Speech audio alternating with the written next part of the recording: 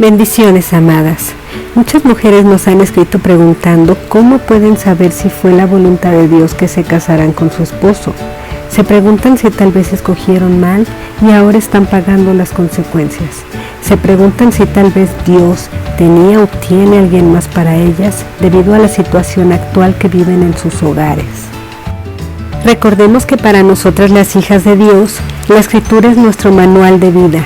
Es el instructivo por excelencia de nuestro Creador, donde podemos encontrar la respuesta a todas nuestras dudas y la forma en cómo debemos conducirnos en esta vida para que nos vaya bien y seamos bendecidas.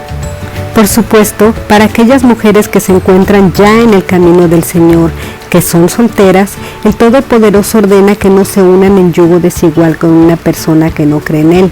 Esta advertencia es para tomarla en cuenta antes de elegir a un esposo si ya somos cristianas y nos encontramos en el camino del Señor. Pero, ¿qué sucede con las mujeres que vivían apartadas o no conocían la ley de Dios?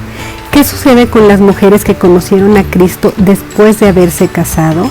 Para entender esto, vamos a la Escritura donde se nos asegura que nuestro Padre Celestial ya nos conocía desde el vientre de nuestra madre y nos apartó para su propósito.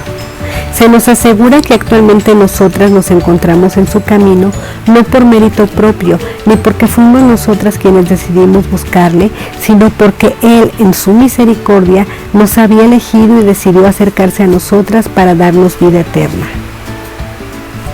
Puedo decirte que a todas las mujeres y hombres a quienes nos ha elegido, nos ha preparado un desierto, o sea, un tiempo donde iba a acercarse a nosotras para tener toda nuestra atención y así hablar a nuestro corazón. Desafortunadamente para algunas de nosotras, lo que el Señor ocupa para acercarse es lo o a quien a sus ojos tenemos en el lugar que únicamente Él debe ocupar en nuestras vidas. Sucede que en los casos de restauración matrimonial, donde ya prácticamente nos encontramos sin nada, porque el marido argumenta ya no querernos, donde la economía anda mal ante esta situación, donde tal vez enfermamos debido a las preocupaciones, es cuando estamos dispuestas a que el Señor nos hable para obedecerle al fin. Entonces, Él ocupa lo que está pasando o la conducta de nuestros esposos para moldearnos a nosotras primero. Por supuesto, cada hija de Dios es diferente, entonces lo que el Padre ocupa para acercarse a cada una es distinto. Puede ser que alguna no tenga al esposo en primer lugar en su vida y sea una mujer más materialista, entonces el Señor ocupará la situación de la economía para acercarse a ella. Puedo decirte que en la mayoría de los casos que hemos observado de restauración matrimonial y en el mío propio, el Señor ocupa lo que acontece precisamente con el esposo que elegimos para traernos a sus pies verdaderamente. Y esto ocurre porque el Señor nos conocía. En algún punto de nuestra vida permitió que conociéramos a nuestro esposo y nos casáramos con él para llegar a tenernos a nosotras justo en este punto ahora, donde a causa de todo lo que sucede con nuestro esposo ya no podemos más y decidimos permitirle entrar en nuestra vida genuinamente. Una vez que ha captado nuestra atención, coloca una cruz en nuestra vida. Sí, tal como sucedió con Cristo en la cruz del Calvario. Esta cruz es aquella situación injusta, dolorosa, la infidelidad tal vez, que Él ha puesto y permitido en nuestro matrimonio para crucificar nuestra antigua naturaleza humana, nuestro yo, nuestra carne. Porque la Escritura asegura que nuestra carne se va a oponer siempre al Espíritu que nos ha dado y que nos ayuda a santificarnos. Todo lo que te estoy diciendo se encuentra fundamentado en la Sagrada Escritura. Fíjate lo que el Señor dice en Mateo 16:24. Si alguna quiere venir en pos de mí, entonces niéguese a sí misma, tome su cruz y sígame.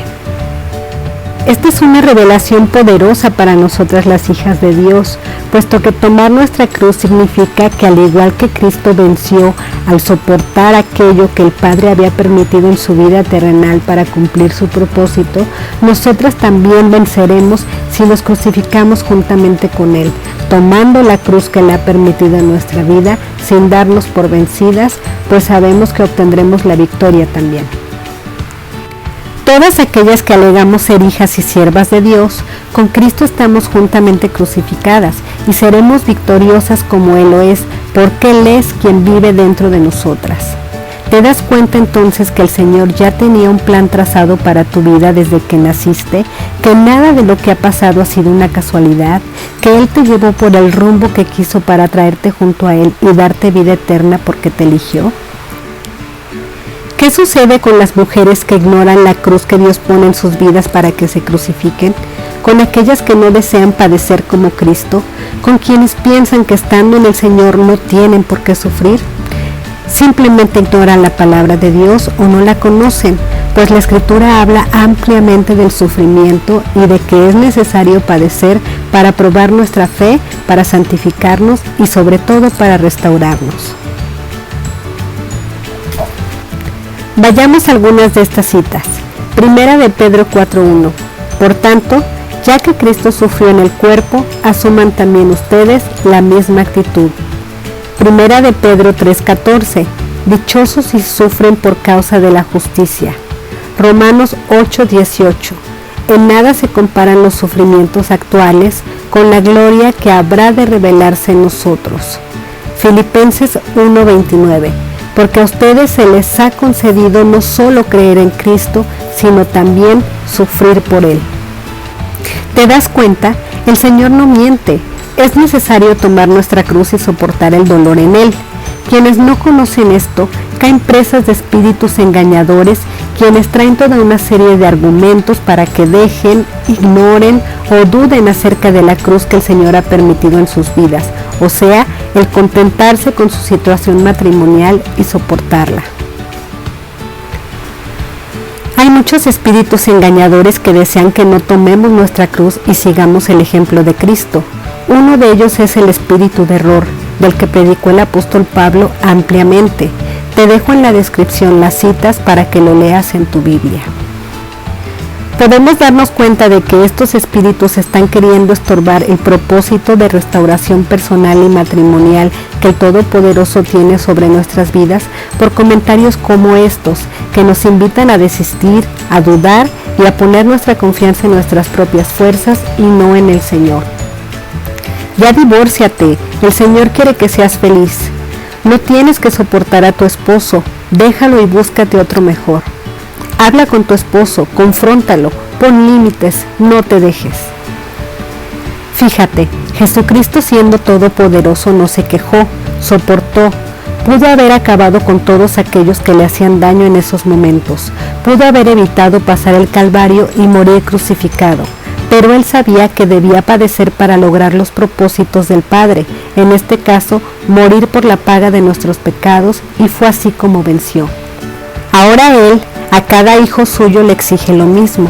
Por supuesto, hay muchísima benevolencia y misericordia para nosotras, pues la Escritura dice en Hebreos 12:4 que ninguna o ninguno padecerá contra el pecado al grado de derramar sangre o morir crucificada. Hay casos, por supuesto, donde la situación con el esposo es tan grave que corre peligro nuestra vida física. En tales casos, la Escritura también recomienda que debemos ponernos a salvo, porque el sabio ve el peligro y se aparta, pero también advierte que la separación es únicamente para mantener la paz y entrar en un periodo de oración. Concluimos entonces que todo lo que el Señor ha permitido en nuestra vida, aunque a nuestros ojos sea aparentemente malo, ha sido para nuestro bien. Fue permitido y encauzado para traernos ahora delante de Él. Y esto quiere decir que si aceptamos todo esto y padecemos sin quejarnos, sin dudar que ha sido su voluntad para nuestras vidas, este sufrimiento está sirviendo para probarnos y hacernos nuevas criaturas. Tal como sucedió con Job, podemos estar seguras que gozaremos de su victoria en nuestras vidas y que así como a Job, seremos restituidas, recompensadas y restauradas para gozar de su bendición aquí en la tierra. Porque número 1, no nos quejamos, pues ahora sabemos que el Señor ocupa a nuestro esposo para corregirnos a nosotras primero. Número 2, no abandonamos la cruz, sino que soportamos nuestra situación y los errores de nuestro esposo con la fuerza de Dios. Y número 3, no actuamos en justicia propia queriendo tener el control, manipulando o poniendo límites, pues estamos crucificadas con Cristo y muertas a nuestros deseos para alcanzar la victoria.